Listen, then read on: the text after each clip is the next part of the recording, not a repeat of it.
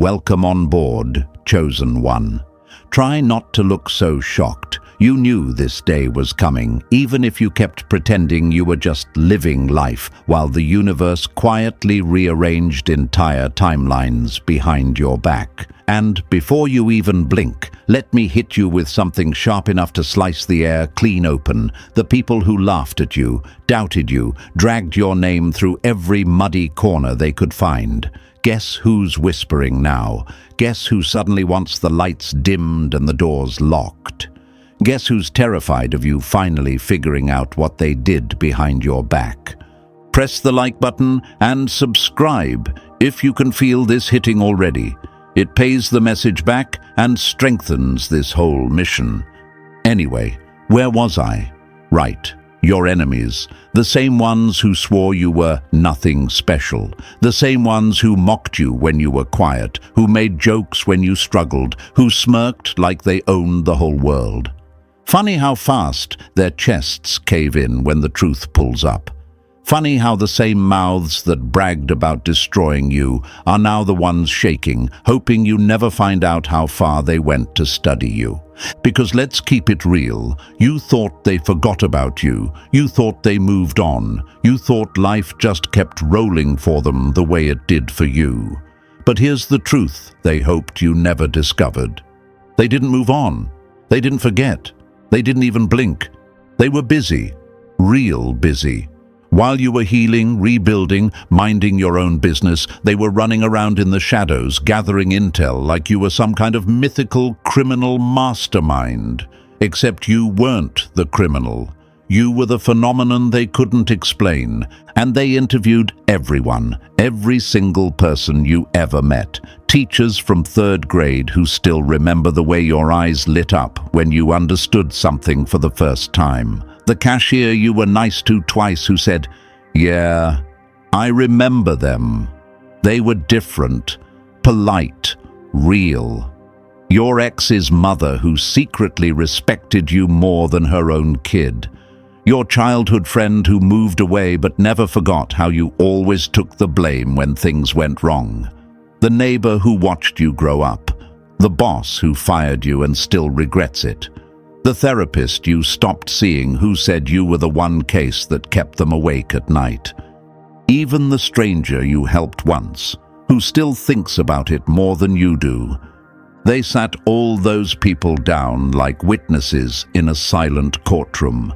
One by one, notebook open, recorder on, same question every single time. Tell us about them, tell us everything.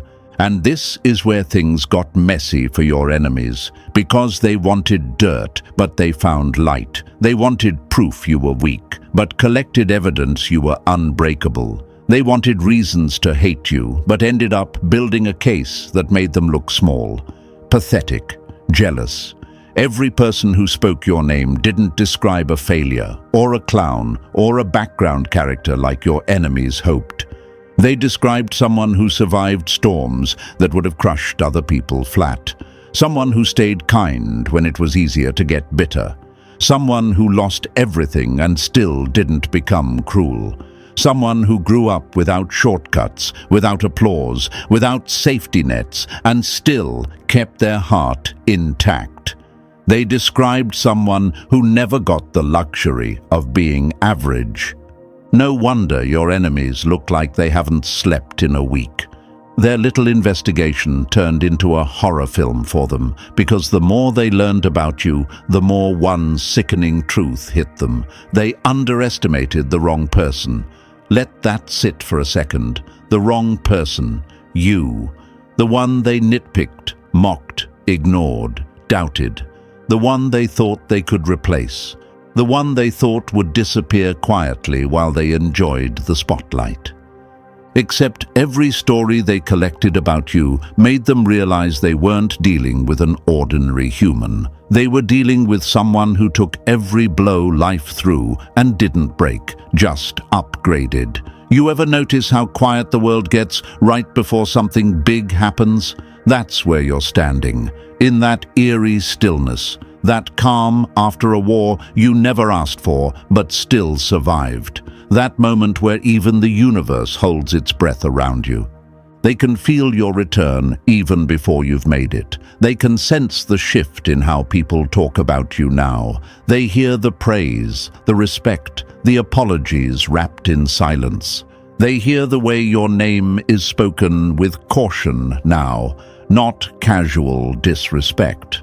They see how people who once doubted you now defend you without thinking. They see the shift. They know something is coming, and it's you. And here's the part that hits hardest. Your enemies didn't just learn your story. They learned the part you never brag about, the part you never post online, the part where you kept going when no one was clapping, the part where you almost gave up, the part where you cried but didn't quit, the part where you kept loving even when life felt designed to break your heart. The part where you survived things people wouldn't believe unless they lived it. It scared them. It still does, because anyone can fake strength when life is easy. But you built yours in the dark, quietly, painfully, privately. You built strength from things that nearly killed you emotionally. You built resilience from betrayals that were meant to finish you. You built confidence from rooms where no one supported you, but you still walked in like you belonged. That kind of strength doesn't come cheap. And that kind of strength terrifies people who only know how to pretend. This is why they're scared shitless now, not because of what you did, but because of who you've become. The universe marked you, protected you, and kept receipts on every person who played with you. And now the truth is surfacing like an overdue bill. They thought you were gone. Meanwhile, you were evolving, quietly becoming the threat they prayed would never return. You didn't become a villain. You became the warning. All right, chosen one, slide closer for a second. If everything you just heard felt like someone finally reading your life out loud, then trust your instincts and don't go anywhere. This is the part where the real shift begins. Drop a comment with 777 if you're ready to claim the truth they tried to bury about you. That number isn't magic, it's a signal. A little flare that tells the universe you're stepping into the version of yourself they never wanted to meet.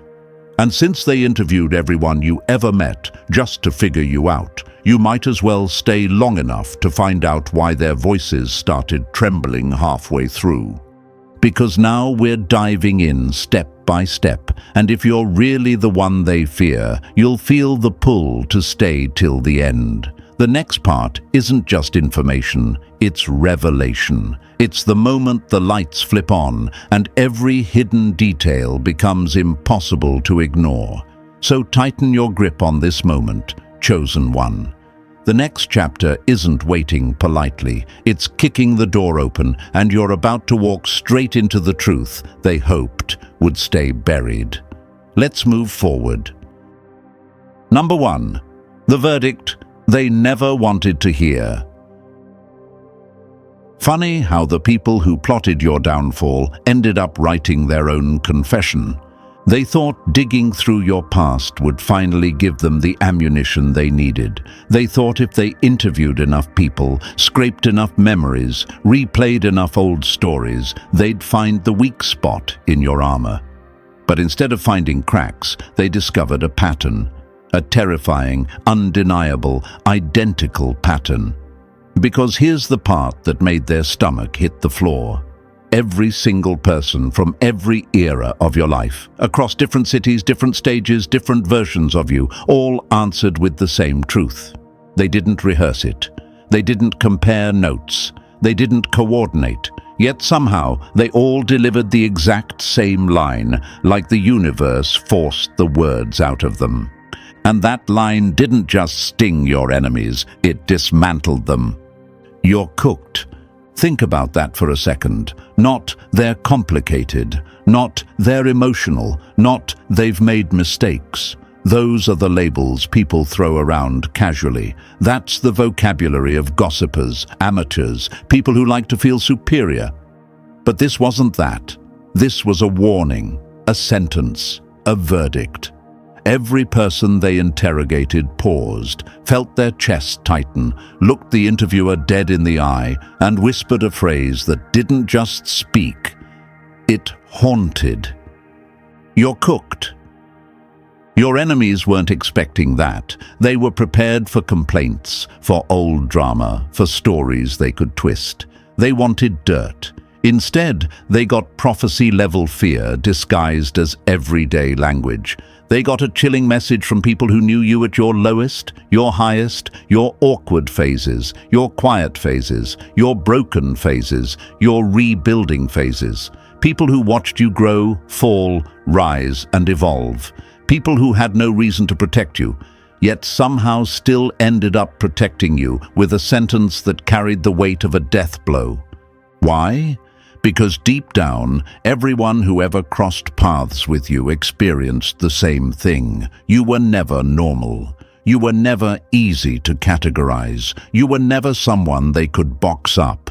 Even the people who didn't like you still respected the storm inside you. Even the people who betrayed you still knew better than to underestimate you. And even the people who left you still felt something cold when your name came up. They felt the gravity of you, the intensity, the depth, the power. They felt that part of you that never needed validation, that part that kept walking even when they wanted you crawling. Your enemies thought they were digging up your weaknesses, but all they did was uncover their own. Imagine being them for a second, sitting in a room with someone who knew you 10 years ago, someone who saw you at your most lost, and still hearing them say, "You're cooked." Imagine asking another person, someone from a different city, different timeline, different relationship with you, and hearing the exact same phrase. Imagine trying to dismiss it as coincidence, only for the next person to repeat it with the same haunted expression. Imagine the panic creeping up their spine when they realized this wasn't random. This wasn't accidental. This wasn't something they could mock or ignore. This was a universal truth echoing through every witness. Messing with you was a mistake. And let's be honest, chosen one. You always felt this about yourself. You always had this sense that people didn't fully understand you, that they couldn't figure you out, that they misjudged you until it was too late. You always sensed a pattern in how people reacted to you, the fascination, the fear, the confusion, the respect, the envy, sometimes even the resentment. You didn't know what to call it. You thought maybe you were imagining it. Maybe you were overthinking it, but you weren't.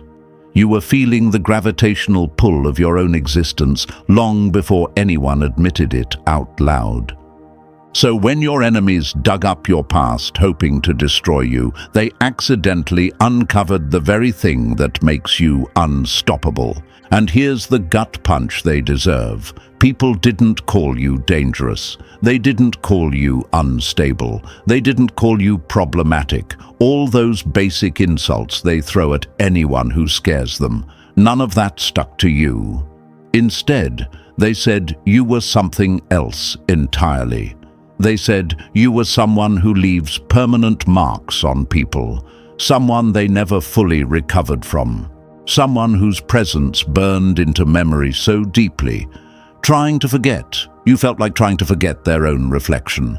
That's why they said, "You're cooked," because they knew anyone still trying to come for you at this point wasn't brave. They were suicidal. Your enemies thought you were alone. But every person they interviewed proved the opposite. You left echoes in people's lives. You left impressions that couldn't be erased. You influenced more hearts than you realized.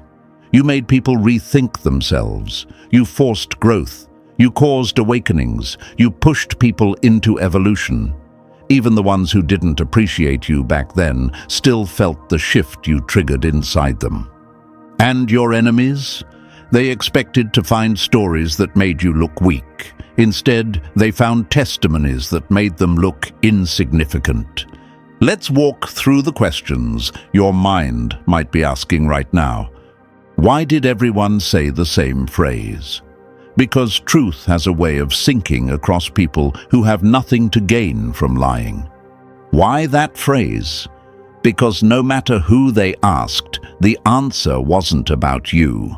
It was about the danger of underestimating you. Why does this matter now? Because this is the moment you finally realize how much force you carry just by existing. Why are they scared now? Because now the pattern is out in the open and they can't deny it anymore. Your whole life, you were made to think you were too much, too emotional, too intense, too deep, too complicated. But in reality, you were too powerful for people who couldn't match your frequency. That's why they reacted to you the way they did. That's why they talked. That's why they left. That's why they tried to control the narrative. And that's why, right now, they look cooked. Because the universal answer exposed them. Every person they asked didn't point fingers at you. They pointed fingers at your enemies. They said, "Good luck trying to break someone like that." They said, "You have no idea what you're dealing with." They said, "You're in over your head." They said, "That one doesn't fall. They transform." They said, "I wouldn't mess with them if I were you." And your enemies sat there, pretending to take notes, pretending to stay calm, pretending they still had control. But the truth was choking them. Every answer they heard dug their grave a little deeper. Every whispered warning rang like a countdown timer. Every testimony made the hairs on their neck stand up.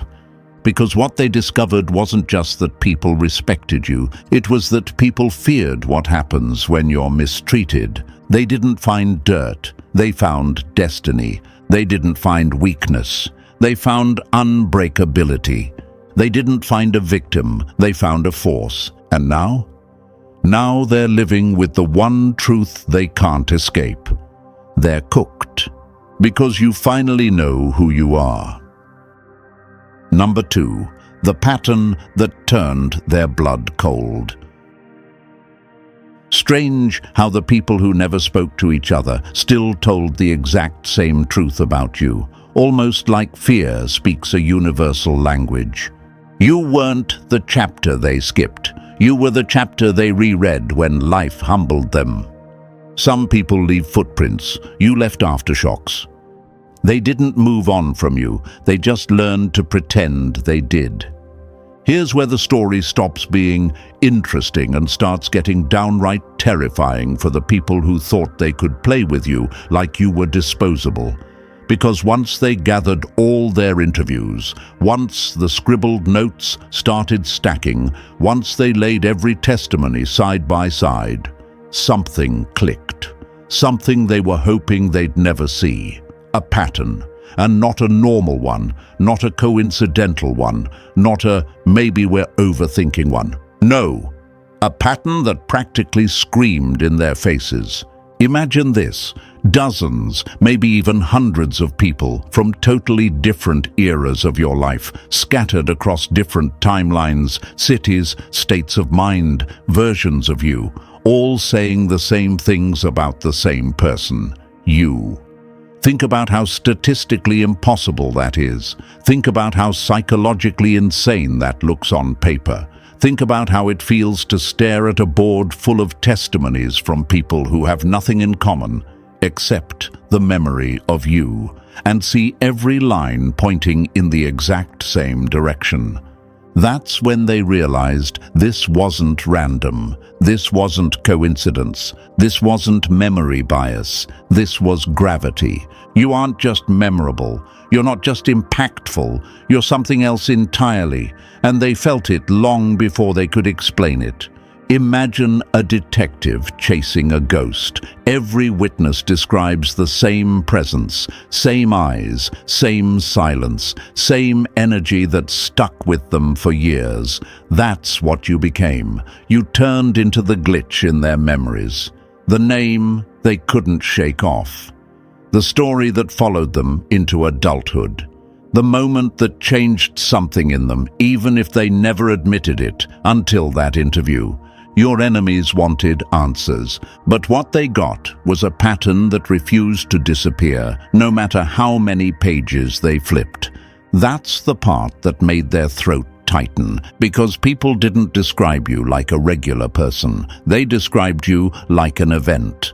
Imagine this. A therapist sitting there with crossed arms, being told your name by someone they haven't seen in 10 years, and suddenly the therapist can't help but smirk like, "Ah, one of those." That's the energy you carry. You're the case study, the anomaly, the wildcard clients bring up when they're trying to explain the moment they realized the world wasn't built to contain certain people. And your enemies? They never knew this happened behind their backs. They never knew how deeply you carved yourself into people's timeline. They never knew how loudly your existence echoed in places you thought forgot you. Now they're seeing it all at once, and it's hitting harder than they can process. And now your mind, chosen one, might be asking, why does everyone remember me so intensely? Because you were never background noise. You walked into people's lives like a plot twist. Why didn't anyone say this before? Because people only confess truths that big when someone forces it out of them. Why didn't the interviews expose anything bad about me? Because even the people who didn't like you couldn't escape the influence you had on them. Why did they describe me like an experience, not a person? Because experiences change people. And you did. Let's dig deeper. Imagine this. Someone you knew back in school, someone you haven't spoken to in over a decade, sits down for an interview. They think it's going to be casual. They think they're going to say something small.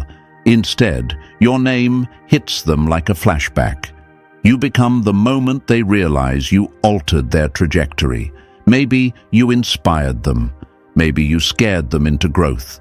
Maybe you forced them to confront something inside themselves they were running from. Whatever it was, your impact aged like wildfire. The longer it sat, the more it burned. Another example. A former co-worker, someone who barely talked to you, gets asked about you. They laugh nervously at first. Then their face drops. Suddenly, they remember how you'd walk into a room and somehow change the whole temperature without saying one dramatic word. They remember how your silence packed more meaning than other people's speeches. They remember how you didn't beg for attention. The room just gravitated toward you anyway. They remember how your presence forced them to confront their own laziness, their insecurity, their envy. They leave the interview rattled, and this one will sting your enemies the most. Imagine your ex's friend, someone who never even liked you, being asked about you. They open their mouth to trash you, but what comes out instead is an admission they never wanted to make. Yeah, that one was different. You don't forget someone like that. Their eyes shift, their tone lowers. They know they meant it. That's what patterns do. They expose truths people kept buried. You became the story people told when trying to describe real intensity. Not angry intensity, not dramatic intensity, real intensity. The kind that sticks in your peripheral vision years later like a shadow you're not sure is real. People don't talk about you like an ex, an old friend, a random co-worker, or someone they once knew. They talk about you like a turning point. And turning points don't go away. Here's what truly cracked your enemies. No one called you forgettable. No one brushed you off. No one minimized you. No one reduced you to a side character. Instead, they all described something they couldn't name, an energy, a presence, a force. You stopped being a person in their minds. You became an experience, a warning label, a lesson, a universal reminder that when someone refuses to dim their light for weak rooms, they become unforgettable whether people like it or not. Imagine standing in front of a mirror and realizing for the first time that you never needed validation. The world was validating you behind closed doors long before you ever knew. That's where you're standing right now. In the middle of a revelation your enemies triggered by accident. They wanted evidence to use against you. Instead, they collected evidence that crowned you. They wanted to prove you were ordinary. Instead, they proved you were unforgettable. They wanted to uncover your flaws. Instead, they uncovered their own fear. And now they're sitting with pages and pages of testimonies that make one thing painfully obvious. You weren't a moment in people's lives. You were a shift, a break, a disruption. You were the thing that forced people to grow, reflect, rethink, or change direction. Even your smallest interactions carried consequences. You weren't a memory, you were a mark. That's why the pattern scared them. Not because of what you did, but because of what your existence meant. It meant you weren't someone they could erase. You weren't someone they could outrun. You weren't someone they could bury under lies. Every story, every recollection, every memory dragged you right back to the forefront. You were the first earthquake in rooms that didn't expect movement. You were the whisper that echoed louder than screams. You were the reminder that real power doesn't perform, it resonates. Your enemies wanted the truth. They got it. And that truth is this: you weren't one chapter in their lives. You were the whole plot twist they still haven't recovered from. That's the pattern they feared. Number 3. The file that should have stayed locked. Funny how they tried to label you, only to discover you don't fit inside anything small enough to hold. They didn't just talk to people, they built a whole dossier on you, a thick, messy, panic-soaked file on someone they can't categorize, can't predict, and definitely can't control. Every page they added made their hands shake a little more. Every testimony made their confidence shrink. Every detail proved the same thing. Whatever you are, you're far outside their pay grade. Imagine this: a kindergarten teacher from decades ago, someone who barely remembers the names of students from last year, suddenly recalling yours with crystal clarity. She remembers the way you looked at the world, like you already knew something everyone else missed. Not normal, not typical, a memory that didn't fade. Then picture a stranger from some random party, someone you spoke to for maybe 10 minutes, retelling your conversation like they rehearsed it for years. Because that's what you did to people. You imprinted, you left impact marks on their mental walls that still haven't peeled off. And your ex? They didn't move on. They dragged your shadow into every new connection, every date, every attempt at replacement. And every person they tried to love after you fell short, like they were auditioning for a role they were never qualified for. No wonder the investigators looked sick by the time they finished reading the file. They weren't expecting intensity. They weren't expecting longevity. They definitely weren't expecting consistency. But your presence hit every witness the same way. Unforgettable, undeniable, unexplainable. Your enemies whispered, "You're cooked," not because they were joking, but because the truth scared them too much to say out loud. Because admitting your power means admitting they were never strong enough to handle someone like you in the first place. And that's the part they can't escape. Number 4. The moment their voices broke.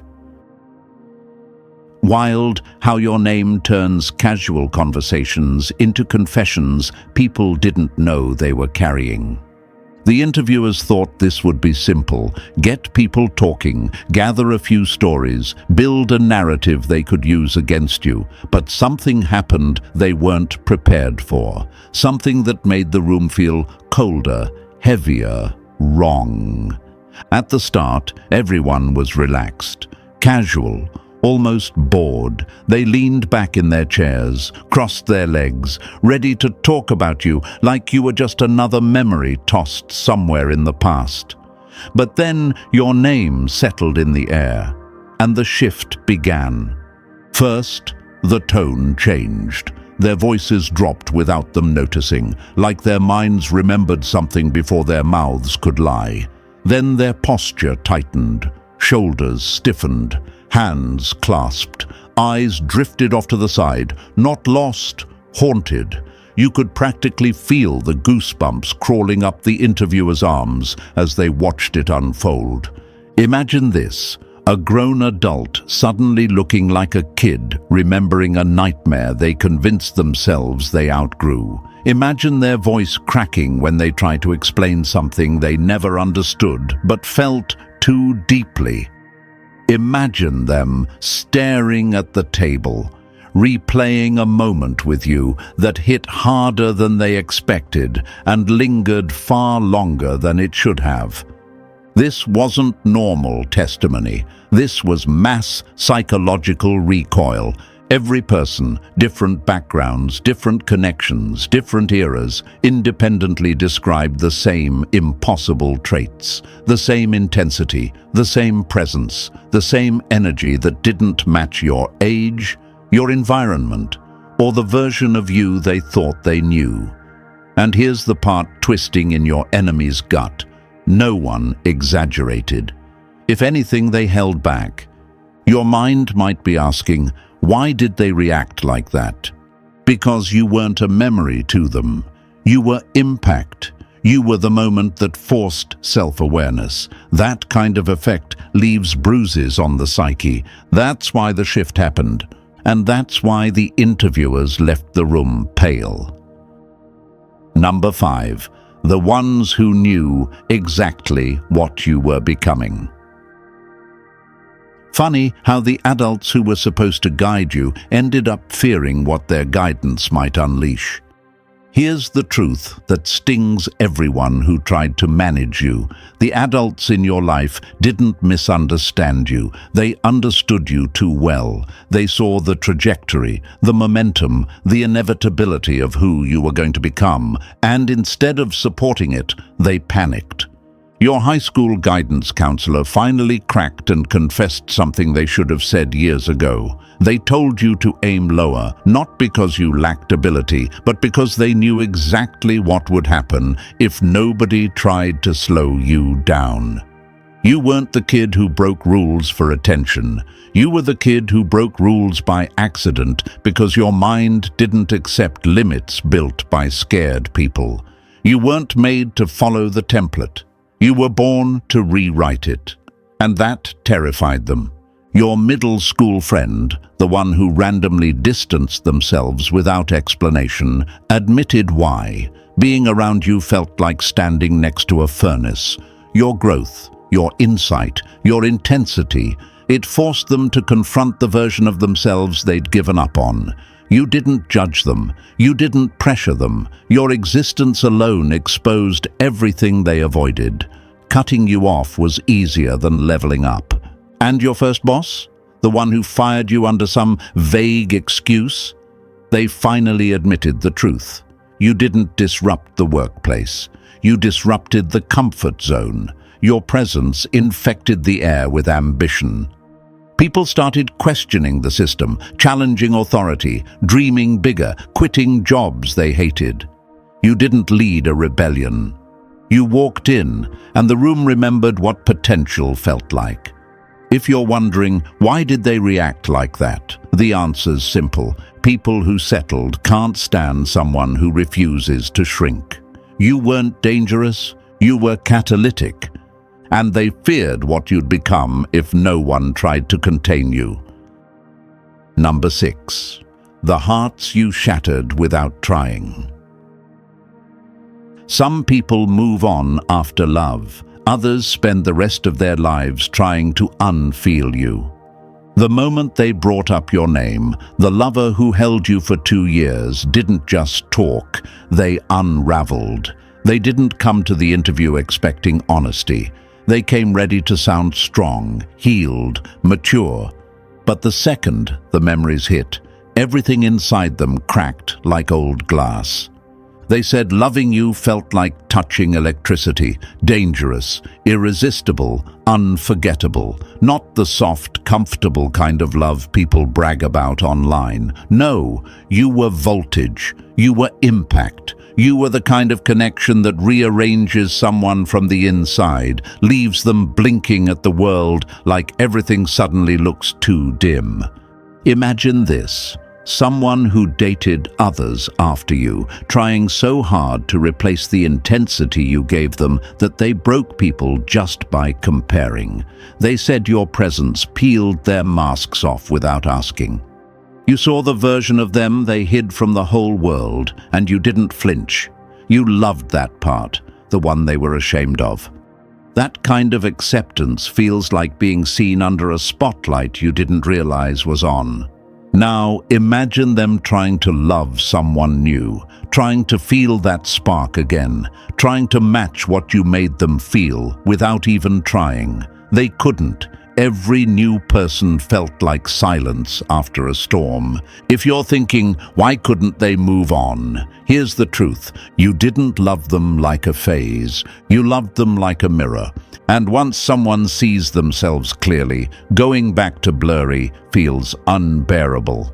So when they whispered, "You're cooked," they weren't mocking, they were grieving. You set a standard that ruined them for average. You became the benchmark they curse and crave at the same time. And deep down, they know the truth your enemies fear most.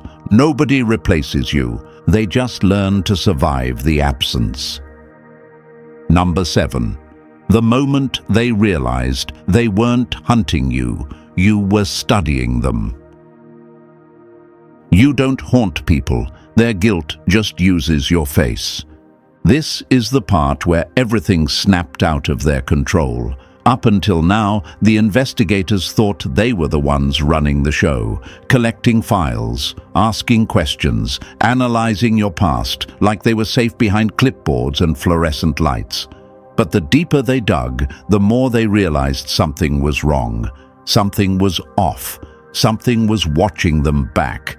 It started small, a dream here and there, nothing dramatic, just a flicker of your silhouette, your voice echoing in a place they didn't recognize. But dreams don't multiply like that unless someone's conscience is cracking. Soon, your name started popping up everywhere, in conversations, on billboards, on receipts, in random memes they scrolled past at 3 a.m. Coincidence? That's what they told themselves. Until coincidence became consistency. Imagine one of them sitting at their desk late at night writing about you and suddenly feeling the sensation of being observed, not by the building's cameras, by something sharper, something internal, something that felt like you already knew who they were, what they were doing, and how much fear they were hiding behind their professional mask. Their minds began turning against them, because studying someone unforgettable always comes with a price. Then came the moment that broke them entirely. One investigator walked outside for air, trying to shake the feeling crawling across their spine. A stranger brushed past, a total nobody, and muttered, "Stop digging before you find something you can't unknow." Same cadence, same rhythm, same vocal weight as you. It hit them so hard their knees nearly buckled. And if you're wondering, why were they affected like this? The answer's ugly. They weren't just gathering information. They were awakening something inside themselves. They lost control because they thought you were the subject. But you were the phenomenon, and phenomena don't let observers stay unchanged. Number 8. The moment the world glitched around your name. When reality starts bending, it's not magic, it's pressure, and you were the pressure point. This is where everything stopped feeling like an investigation and started feeling like a system crash. The deeper they pushed, the more the world around them began to warp, like it couldn't hold the weight of your truth. Technology didn't fail randomly. It failed specifically, selectively, almost strategically. Files that worked seconds ago corrupted the moment your name was typed. Notes that were clear suddenly blurred into static scribbles, like the ink itself refused to document you. Imagine this: an investigator reviewing a recorded interview, hitting pause, and the audio keeps talking anyway. Your voice layered into the silence, saying things you never said, but somehow felt true. Another investigator opens their laptop and watches a blank document begin typing by itself, forming the sentence, "You're not investigating me. I'm investigating you." Rational minds don't recover from that. They spiral. And here's the part that made them question their own sanity. The organization tried to shut the entire operation down. They tried to bury the case, delete the evidence, pretend none of this happened. But every time they attempted to end it, new testimonies surfaced out of nowhere. People they never contacted came forward with stories. Old witnesses suddenly remembered new details. Contradictions multiplied. Footage appeared. Files regenerated. The investigation refused to die. If you're thinking, why wouldn't it stop? Here's your answer. They weren't studying a person. They were triggering an echo. Everything they touched became infected with your influence, like their entire system was rewriting itself to acknowledge you whether they wanted it to or not. The case didn't behave like a file. It behaved like something alive, something expanding, something hungry. And the investigators finally realized the truth. Once your name enters a system, it doesn't sit there quietly. It multiplies. It mutates.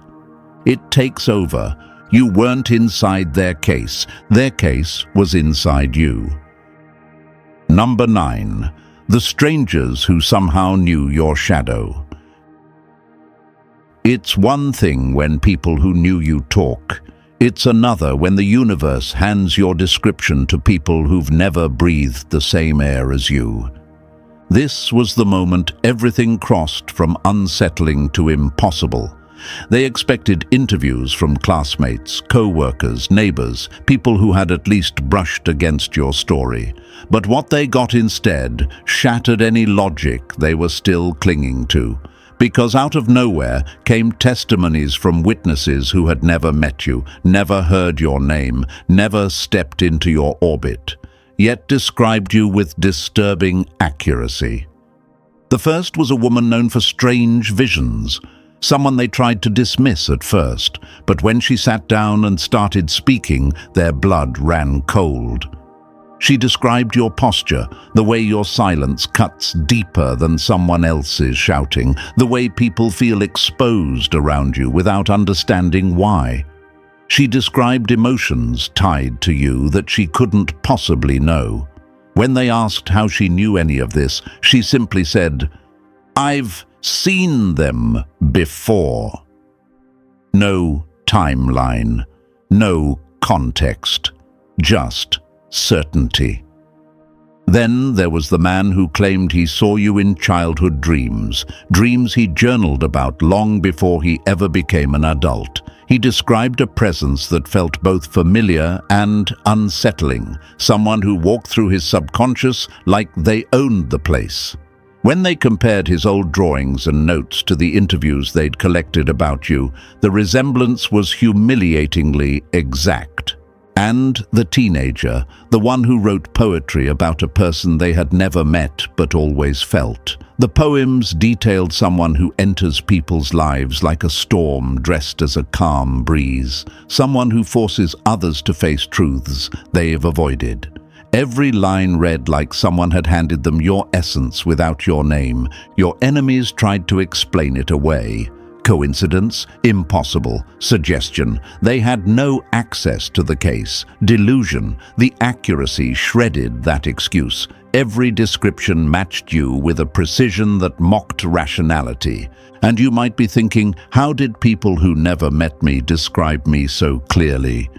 Here's the brutal answer. Your impact doesn't need physical contact. It's the kind of presence that leaks into the collective, that imprints itself into places your body hasn't even touched.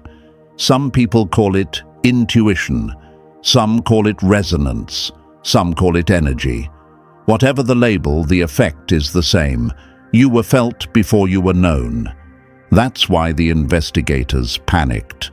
Because testimonies from people who never met you were more accurate than the ones who did. Because the descriptions weren't random, they were consistent. Because logic broke, but truth didn't. They weren't uncovering your identity, they were uncovering your reach. Number 10. The origins they should have never opened. Some kids ask innocent questions. You asked the ones adults spend their whole lives avoiding. They thought digging into your childhood would finally bring them something normal, something soft, something human enough to dilute the intensity of everything else they'd uncovered. Childhood is supposed to be simple, right? Playgrounds, crayons, nap time. But when they pulled your childhood files, what spilled out wasn't innocence. It was legend. Every adult from your early years spoke about you like you were some kind of walking contradiction, a kid with a stare too clear, too honest, too sharp for your age. You didn't just observe the world, you dissected it. And that's where their fear began. Your first grade teacher was the one who broke first. She sat down expecting to tell cute stories, maybe laugh about something you did in class. Instead, she looked at the interviewer, swallowed hard, and said, "You scared her. Not because you misbehaved, not because you caused trouble, but because you saw straight through her polished adult facade. You asked her once why adults pretend to be happy when they're dying inside. A question no child should even have the vocabulary for. She didn't answer because she couldn't. You cracked her mask before you learned multiplication. Imagine this, a small classroom with colorful posters and alphabet charts, yet every memory of you feels like a scene from a psychological thriller. Teachers describing you as too aware, too observant, too calm, as if you stepped into the world already knowing how broken people were beneath their forced smiles. And you might be wondering, why did my childhood affect them this much? Because truth spoken early hits harder than truth spoken grown. Because you were a mirror before you even knew what reflection meant. Because adults aren't used to being read by children, especially not accurately. They didn't find a child in those files. They found the first chapter of the phenomenon that still haunts them today. Number 11. The one who swears you remembered tomorrow.